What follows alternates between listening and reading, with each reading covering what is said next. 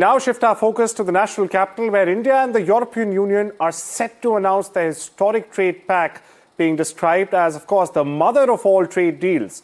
Now, the proposed India-EU trade deal has been in the working for over 18 years together, almost 2 decades at that. Now, this agreement is expected to include tariff cuts on nearly 90% of goods, marking a major breakthrough in bilateral trade. Not only this, European Commission President Ursula von der Leyen has said that Europe and India are working closely together, adding that the deal will take India-EU ties to the new heights and that both sides are committed to shaping a new global order.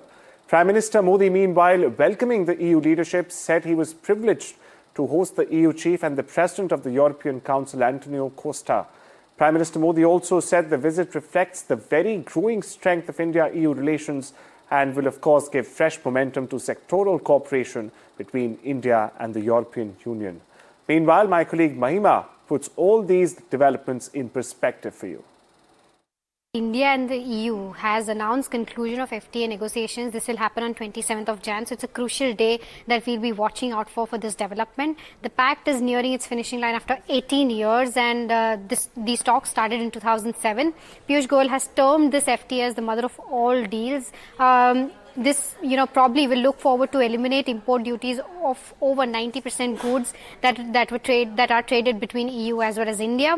In terms of what the expectations are, well, India is looking at a zero-duty market for sectors such as textiles, leather, footwear, handlooms, processed foods, etc. EU is seeking greater access to Indian markets for auto exports, wine, as well as emerging high-tech manufacturing sectors. Sensitive sectors such as agriculture and dairy are kept out of the deal.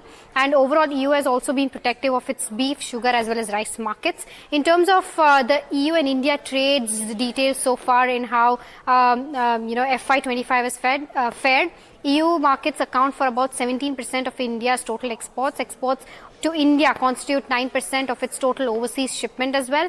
India-EU bilateral trade was at USD $136 billion in 2024 and 2025, of which exports were $75 billion and imports were $60 billion. The services trade in 2024 stood at around $83 billion. In terms of what sectors, India is a major exporter to EU.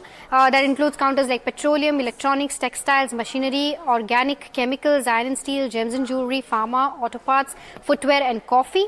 On the flip side, you have major imports that we do from EU, include counters like machinery, computer, electronics, aircraft, medical devices, scientific instruments, gems and jewelry, organic chemicals as well as plastics. Lastly, in terms of where FDI flows stand, India cumulative FDI flows from April 2000 to September 24 stood at $117.4 billion, and FDI from EU represented over 16.5% of the cumulative amount of FDI equity inflows from all countries.